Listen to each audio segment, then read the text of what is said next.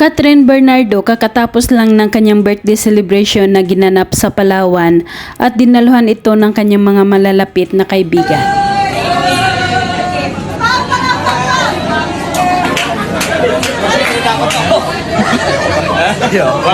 At isa na dumalo sa naturang selebrasyon ang kapuso actor at nakatambal ni Catherine Bernardo sa pelikulang Hello Love Goodbye. Walang iba kundi si Alden Richard. Thank you for coming! Thank you!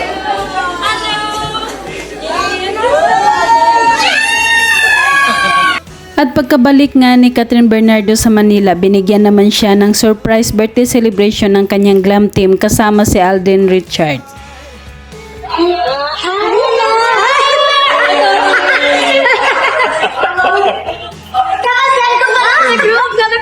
Sigawan at kinilig silang lahat nang pumasok si Alden na may dalang mga bulaklak at regalo para kay Catherine. Oh my God! Wala kasi nung ano eh. Sa pambawa ka lang. Oh my God! Napaka-sweet nilang tingnan at walang makikitang ilangan sa isa't isa. Lalo na nang niyakap ni Alden si Catherine nang nagpa-picture silang dalawa.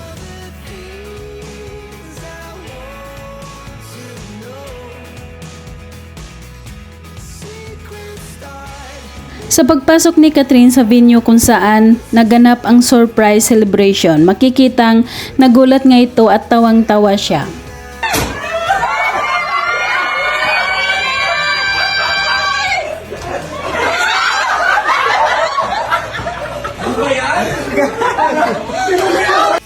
Kulay abukado ang kanyang cake habang hawak ito ng isang staff. Nasa harap si Catherine habang kinakantahan siya ng happy birthday.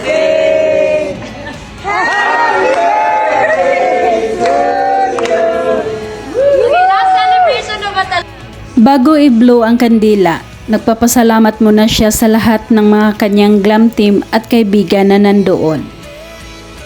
There's more! Thank you so much, Kimmy Boopy, my glam team, and everybody. Thank you. Kasi sabi namin detox, but it's been... Naayon pa kay Catherine, ang sabi sa kanya ay may detox daw sila, pero yun pala ay may surprise celebration para sa kanya ang kanyang glam team. Kasi sabi namin detox, but it's been a day. Let's continue. Thank you so much. I love you all. Thank you.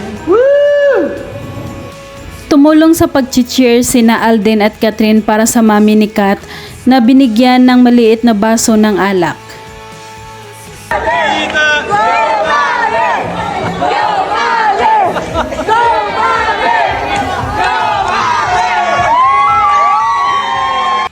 Successful ang naturang surprise birthday at makikita ang kasiyahan ni Catherine.